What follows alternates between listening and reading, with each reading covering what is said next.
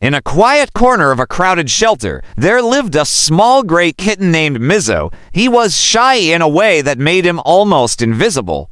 While the other kittens wrestled, climbed, and scrambled for attention, Mizzo would stay tucked away behind a stack of blankets, just watching with wide, cautious eyes.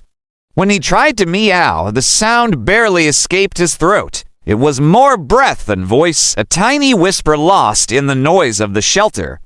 The world just felt so loud to Mizzo, doors slammed shut like thunder. Dogs barked with booming confidence. Humans spoke in voices that echoed off the walls. Every sound was a constant reminder of just how small he was and how easily he could be overlooked. So he learned to be quiet, almost too quiet. One afternoon, a much larger, boisterous kitten cornered him near the food bowls.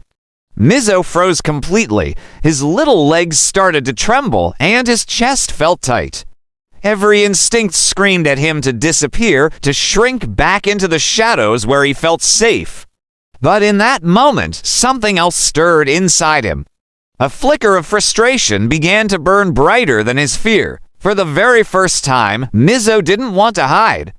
He opened his tiny mouth and pushed with every bit of courage he could find.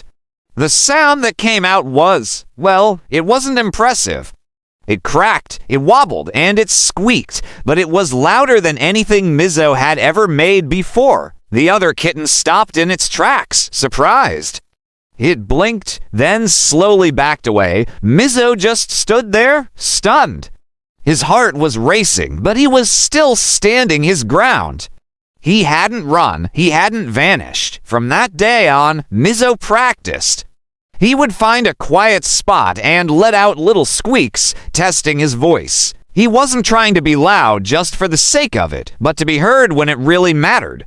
His roar never sounded like a lion's. It was still small, still a bit wobbly, and perfectly imperfect, but it was his.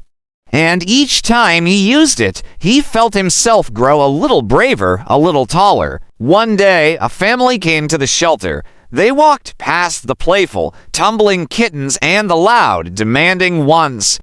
Then their eyes landed on Mizzo. They saw the quiet one who, instead of hiding, lifted his head, met their gaze directly, and let out a confident, honest little meow. It wasn't the loudest roar in the room. It was simply the one that meant something.